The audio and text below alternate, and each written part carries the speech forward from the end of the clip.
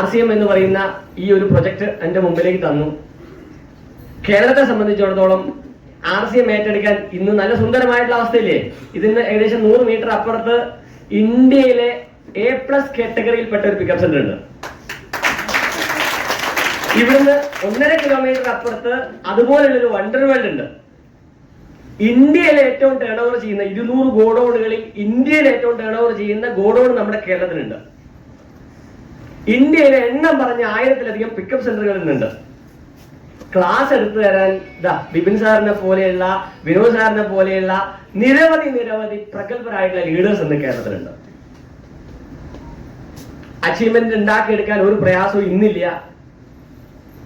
പക്ഷെ ഞാൻ അഭിമാനിക്കുന്നു, 2005 ഈ പ്രസ്ഥാനം എന്റെ കൈകളിലേക്ക് ഏൽപ്പിച്ചു തരുന്ന സമയത്ത് കേരളം തരിശായിരുന്നു, ഒന്നും ഉണ്ടായിരുന്നില്ല. RCM എന്ന് പറയുന്ന ഈ 3 അക്ഷരത്തിന്റെ ഫുൾ ഫോം അറിയാവുന്ന ആളുകളിൽ ഒരാളുണ്ടാവുന്നതായിരിക്കുന്ന രാജേട്ടൻ. വേറെ ആരും കേരളത്തിൽ RCMന്റെ ഫുൾ ഫോം അറിയുന്ന ആളുകൾ പോലും ഉണ്ടാവില്ല. കാരണം എനിക്ക് മുമ്പേ RCM ഗോപാൽ സാർ കൊടുത്ത അദ്ദേഹത്തിനാണ്. അതിനുശേഷം അദ്ദേഹം എനിക്ക് തന്നിട്ടുള്ള RCM. റൈറ്റ്. എന്തായാലും RCMൽ വന്നു. RCMൽ മെമ്പർഷിപ്പ് എടുക്കണമെങ്കിൽ ഒരു കിറ്റ് 1500 രൂപയുടെ ഒരു കിറ്റ് വാങ്ങിക്കണം. ആണാണെങ്കിലും പെണ്ണാണെങ്കിലും 3 ജോഡി പാന്റും ഷർട്ടും ഉണ്ടാവില്ല, അത് വാങ്ങിച്ച് വീട്ടിൽ കൊണ്ടുപോയിക്കൊള്ളണം. അതല്ലെങ്കിൽ RCMക്ക് മെമ്പർ ആവാൻ പറ്റില്ല. ആ പാന്റ് പീസിന്റെയും ഷർട്ട് പീസിന്റെയും ഇടയിൽ ഒരു ആപ്ലിക്കേഷൻ ഫോം ഉണ്ടാവും, ഒരു സ്ക്രാച്ച് കാർഡും ഉണ്ടാവും. അത് സ്ക്രാച്ച് ചെയ്ത് ആ ആപ്ലിക്കേഷൻ ഫോം ഫില്ലപ്പ് ചെയ്ത് ഇവിടുന്ന് കൊറിയർ ആയിട്ട് കമ്പനിക്ക് അയച്ചു കൊടുത്താൽ മാത്രമേ മെമ്പർഷിപ്പ് കിട്ടുള്ളായിരുന്നു. അത് കിട്ടണമെങ്കിൽ ഇവിടുന്ന് ബാംഗ്ലൂരിൽ പോകണം. 30 പ്രൊഡക്റ്റ് ഉണ്ടായിരുന്നുള്ളൂ RCMന്. ഇന്ന് എത്ര പ്രൊഡക്റ്റ് ഉണ്ട് ചോദിച്ചാൽ ഇവിടെ ചോദിച്ചാൽ പറയും 3000, ഇവിടെ ചോദിച്ചാൽ പറയും 4000, അവിടെ ചോദിച്ചാൽ പറയും എനിക്ക് കൃത്യമായിട്ട് അറിയില്ല. എനിക്കും സത്യത്തിൽ അറിയില്ല എത്ര പ്രൊഡക്റ്റ് ഉണ്ടെന്നുള്ളത്. അനുദിനം അത്രമാത്രം പ്രൊഡക്റ്റുകൾ കമ്പനിയിൽ നിന്ന് നമ്മുടെ ഇടയിലേക്ക് ഇങ്ങനെ ഒഴുകി വന്നുകൊണ്ടിരിക്കുന്ന ഒരു കാലഘട്ടത്തിലാണ് നമ്മൾ RCM ചെയ്യുന്നത്. 2005 RCMല് റോയൽറ്റി ഗോൾഡ് എന്ന് പറയുന്നത് പിന്നെ അച്ചീവ് ചെയ്യാൻ ഒരു സൈഡിൽ 3.5 ലക്ഷവും മറു സൈഡിൽ 1.15 വരുന്നത്. പ്ലാൻ അറിയാവുന്ന എത്ര ആളുകളുണ്ട്? ഇന്ന് RCMന്റെ ഗോൾഡ് അച്ചീവ്മെന്റ് കിട്ടാൻ എത്രയാ ടാർഗറ്റ്? സെയിം തന്നെയാണ് അല്ലേ? 2005 സാർ എനിക്ക് RCM തരുന്ന സമയത്ത് RCMന്റെ എലൈറ്റ് ചായപ്പൊടിയുടെ വില 58 രൂപയാണ്. 28 PV കിട്ടും അതിന്, 28 PV. അന്ന് എന്റെ വീട്ടിൽ 2 എലൈറ്റ് ചായപ്പൊടി ഉണ്ടെങ്കിൽ ഒരു മാസം ചെലവഴിക്കാം. ഇന്നും എന്റെ വീട്ടിൽ 2 എലൈറ്റ് ചായപ്പൊടി ഉണ്ടെങ്കിൽ ഒരു മാസം ചെലവഴിക്കാം. പക്ഷേ അതേ 2 എലൈറ്റ് ചായപ്പൊടിക്ക് ഇന്ന് ഞാൻ പർച്ചേസ് ചെയ്യുമ്പോൾ എനിക്ക് 232 PV കിട്ടും. എന്റെ ഗോൾഡ് അച്ചീവ്മെന്റിലെ ടാർഗറ്റ് ഒരു വ്യത്യാസം വന്നിട്ടില്ല. അന്ന് 30 പ്രൊഡക്റ്റ് കൊണ്ട് ഗോൾഡ് അച്ചീവ്മെന്റ് കിട്ടേണ്ടിയിരുന്നു റോയൽറ്റി. ഇന്ന് 3000-ലധികം വരുന്ന പ്രൊഡക്റ്റ് കൊണ്ട് നമുക്ക് റോയൽറ്റി ഗോൾഡ് വിൻ ചെയ്താൽ മതി. ഇത് ലഭ്യമാവണമെങ്കിൽ ബാംഗ്ലൂരിൽ പോയിട്ട് കൊണ്ടുവരണം. ഇന്ന് കേരളത്തിൽ തുരുതുര നടക്കുന്ന എല്ലാ സ്ഥലത്തും RCM പിക്കപ്പ് സെന്ററുകളാണ്. എന്നിട്ടും 3 വർഷം കൊണ്ട് എന്റെ ടീമിൽ 3 സ്റ്റാർ പ്ലാറ്റിനം അച്ചീവർമാർ വന്നു. 2008 ആയപ്പോഴേക്കും 3 സ്റ്റാർ പ്ലാറ്റിനം അച്ചീവർ വന്നു. 4ാമത്തെ വർഷം ഒരു ടെക്നിക്കൽ അച്ചീവർ വന്നു. 4ാമത്തെ വർഷമല്ല, 3ാമത്തെ വർഷം. 2005 സാർ RCM തന്നു.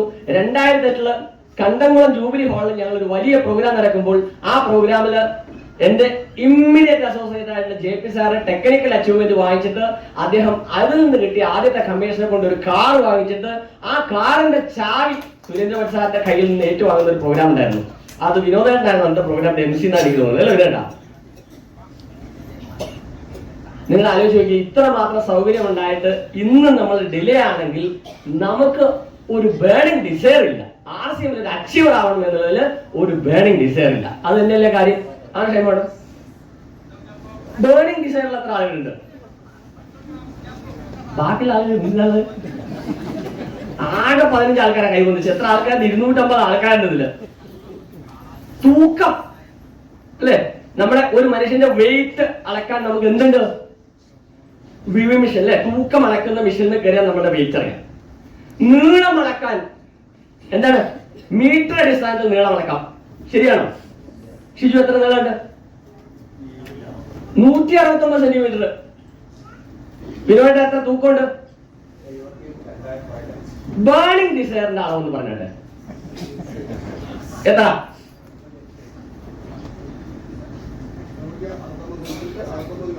തൂക്കം രണ്ടും നാലിനായിട്ടും കറക്റ്റ് ആയിട്ട് പറഞ്ഞു.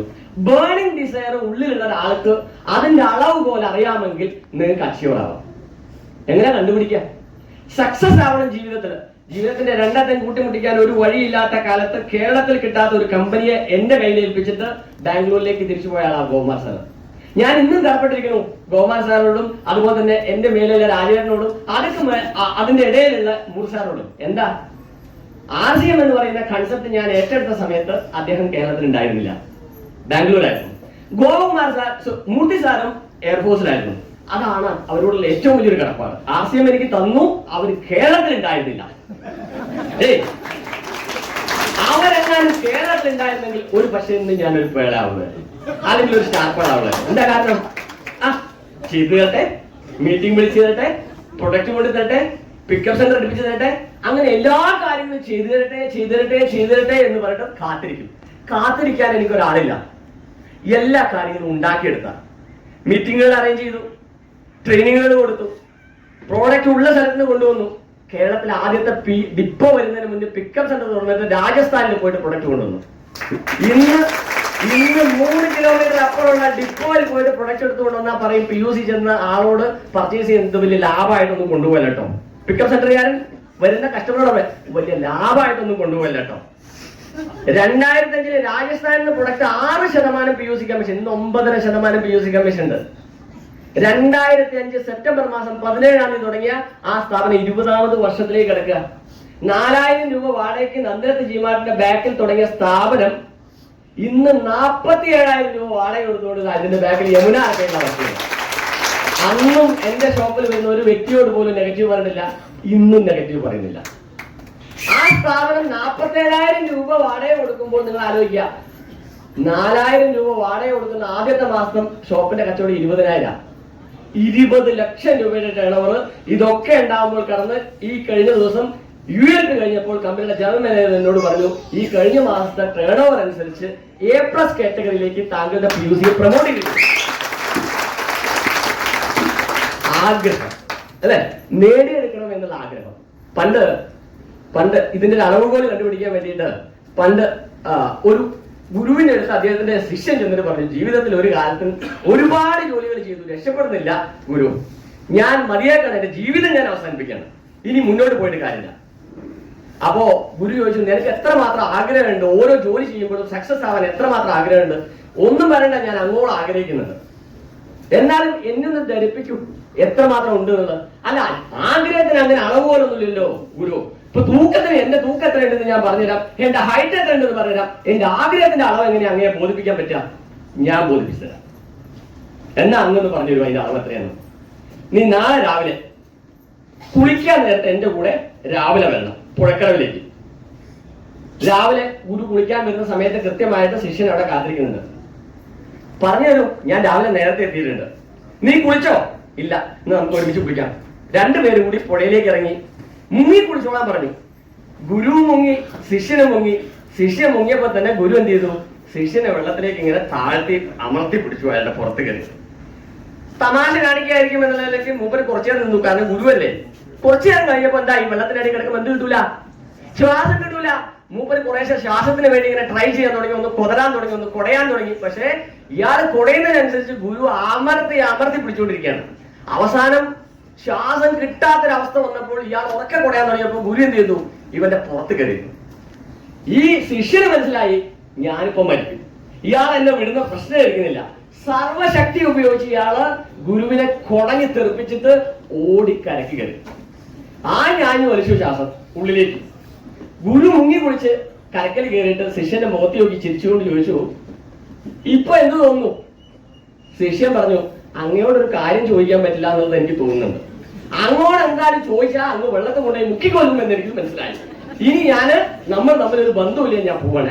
നീ പോലെ ഞാനിപ്പോ വരാം. ഗുരു കുളിയൊക്കെ പൂർത്തിയാക്കി പ്രാർത്ഥനയൊക്കെ കഴിഞ്ഞ് പറഞ്ഞു, നീ വെള്ളത്തിന്റെ അടിയിലേക്ക് പോയ സമയത്ത് ഞാൻ നിന്നെ നമർത്തിയപ്പോ നിനക്കെന്ന് തോന്നി? ആദ്യം വിചാരിച്ചു ഞാൻ തമാശയാണെന്ന്. പിന്നെ എനിക്ക് അല്പം ശ്വാസം കിട്ടുന്നെന്ന് തോന്നി.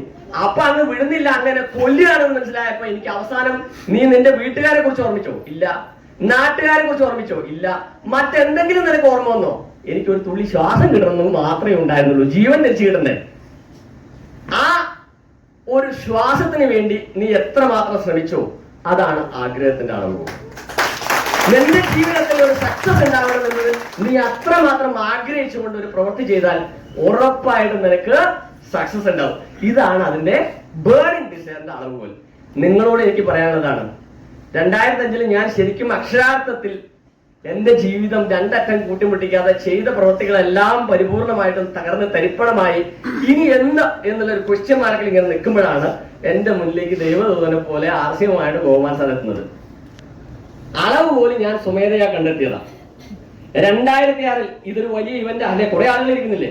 2006 സുരേന്ദ്രഭട്ട് സാറ് 2005 അവസാനത്തിൽ സ്പാൻ ഓഡിറ്റോറിയത്തിൽ ഒരു പ്രോഗ്രാം വന്നിട്ട് അദ്ദേഹം പറഞ്ഞു 3.5 മാസം 4ാമത്തെ മാസം 330 ആളുകളെ വെച്ചുകൊണ്ട് ജോയിൻ ചെയ്ത 330 ആളുകളെ വെച്ചുകൊണ്ട് സ്പാനിൽ ഞങ്ങൾ അറേഞ്ച് ചെയ്തു പ്രോഗ്രാം. ആ പ്രോഗ്രാമിൽ വട്സാർ ഇതേമാതിരി ഗോകുമാർ സാറിന്റെ പകരം വന്ന് വട്സാറാണ് ചീഫ് ഗസ്റ്റ്. ഗോകുമാർ സാറും ആ പ്രോഗ്രാമിലുണ്ട്. രാവിലെ 10 മണിക്കാണ് പ്രോഗ്രാം സ്റ്റാർട്ട് ചെയ്യുന്നത്. 10:30 മണിക്ക് ചീഫ് ഗസ്റ്റ് ഓഡിറ്റോറിയത്തിൽ വരണം. 10:30 മണിയാകുമ്പോൾ എന്റെ ഫോണിലേക്ക് ഒരു കോള്, കോഴിക്കോടേക്ക് വരുന്ന ഫ്ലൈറ്റ് ക്യാൻസൽ ചെയ്തുകൊണ്ട് ഞാൻ കോയമ്പത്തൂർ എയർപോർട്ടിൽ ഇറങ്ങിയിരിക്കണം. 10:30 മണിക്ക് ഇവിടെ 330 ആളുകൾ കാത്തിരിക്കുക വട്സാറിനെ കാണാൻ വേണ്ടിയിട്ട്.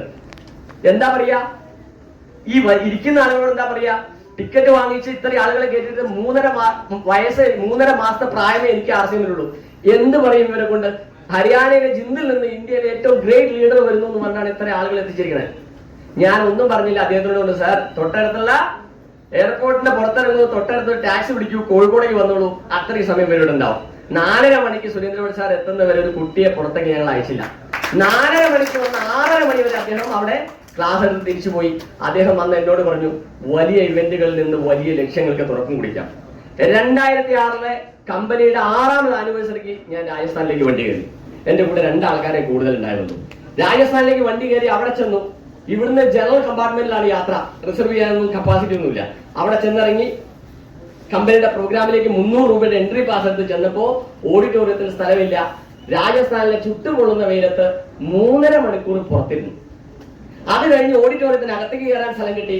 3.5 മണിക്കൂർ അന്ന് കാർപ്പറ്റിലായിരിക്കുക. രാജസ്ഥാനിൽ പോയിട്ട് പ്രോഗ്രാം പങ്കെടുത്ത ആരെങ്കിലും ഇവിടെ ഉണ്ടാവും? കാർപ്പറ്റ് ഇരുന്ന് പ്രോഗ്രാമിൽ പങ്കെടുത്ത. ഇപ്പൊ അവിടെ നല്ല അടിപൊളി AC ഓഡിറ്റോറിയം, ഗംഭീര കുഷ്യൻ ചേരുക. കാർപ്പറ്റിൽ ഏറ്റവും ബാക്കിൽ ഇരുന്നുകൊണ്ട് പ്രോഗ്രാം അറ്റൻഡ് ചെയ്തു. എനിക്കൊന്നും മനസ്സിലായില്ല, കാരണം എനിക്കറിയാവുന്ന ഒരേ ഒരു ഭാഷ മലയാളമാണ്. അവിടെ പരിപൂർണമായിട്ട് ഹിന്ദിയിലാണെങ്കിലും 7 മണിക്കൂർ നേരം ആ പ്രോഗ്രാമിന്റെ ഓഡിറ്റോറിയത്തിൽ ചെലവഴിച്ചപ്പോൾ എനിക്ക് മനസ്സിലായി ഇതൊരു വലിയ പ്രസ്ഥാനമാണ്. അത്രയും വലിയ ഓഡിയൻസിന് ഞാൻ അതിന്റെ പുറത്തുനിന്ന് മുമ്പ് ഞാൻ കണ്ടിട്ടുണ്ടായിരുന്നില്ല. അന്നുമുണ്ട് VIP-കളായിട്ടുള്ള കുറെ ലീഡർമാര് ഇതേമാതിരി സെൽഫി എടുക്കാൻ മുമ്പിൽ ഇങ്ങനെ മുമ്പിൽ സ്റ്റേജിന് ചുറ്റുപാട് നിന്ന് അവർ സെൽഫി എടുക്കുന്നു, അവര് നട്സ് കൊടുക്കുന്നു, അവര് ബദാം അടിക്കുന്നു. ഞാൻ ആ ബാക്കിൽ ഏറ്റവും ബാക്കിൽ കാർപ്പറ്റിൽ ഇരുന്നിട്ട് ഒരു ഗ്ലാസ് വെള്ളം പോലും കിട്ടാതെ അന്ന് ഞാൻ ആ നിലത്ത് തൊട്ട് സത്യം ചെയ്തു, എന്താണ്, ഒരു ദിവസം ഇതുപോലെ മുന്നിൽ വരുന്ന സെൽഫി എടുക്കാനും അതുപോലെ തന്നെ നട്സ് കഴിക്കാനും ഒരു ദിവസം എനിക്ക് വരും. അന്നത്തെ ചീഫ് ഗസ്റ്റ് ഞാനായിരിക്കും. അന്ന് തൊട്ട് തലയിൽ വെച്ച് ഞാൻ തിരിച്ച് കേരളത്തിലേക്ക് വന്ന എന്റെ പ്രവർത്തനത്തിൽ 22ാമത് ആനിവേഴ്സറിയിലെ ഇന്ദിരാഗാന്ധി ഓഡിറ്റോറിയത്തിൽ, ദിൽവാരയിലല്ല, ഇന്ദിരാഗാന്ധി ഓഡിറ്റോറിയത്തിൽ 30,000 പേർക്ക് ഇരിക്കുന്ന ഓഡിറ്റോറിയത്തിൽ ഞാൻ ചെന്ന് കയറുമ്പോൾ ടക ടക ടക ടക ടക ടക മുട്ടി എന്നെ ഗേറ്റിൽ നിന്ന് ഓഡിറ്റോറിയത്തിലേക്ക് കൊണ്ടുപോകാൻ കമ്പനിയുടെ ചിങ്കാരമേളക്കാർ കാത്തിരിക്കുന്നുണ്ടായിരുന്നു. കമ്പനിയുടെ പ്രതിനിധികൾ എനിക്ക് ഷോൾ അണിയിക്കാനുണ്ടായിരുന്നു. അന്ന് ആ ഓഡിറ്റോറിയത്തിൽ വെച്ചിട്ട് ഇന്ത്യയിൽ ആ വർഷത്തെ ഏറ്റവും വലിയ അച്ചീവ്മെന്റിന് എനിക്ക് കിട്ടിയ ഏറ്റവും വലിയ അവാർഡിന് എനിക്കുള്ള കടപ്പാടും എന്റെ ലീഡറോടാണ്.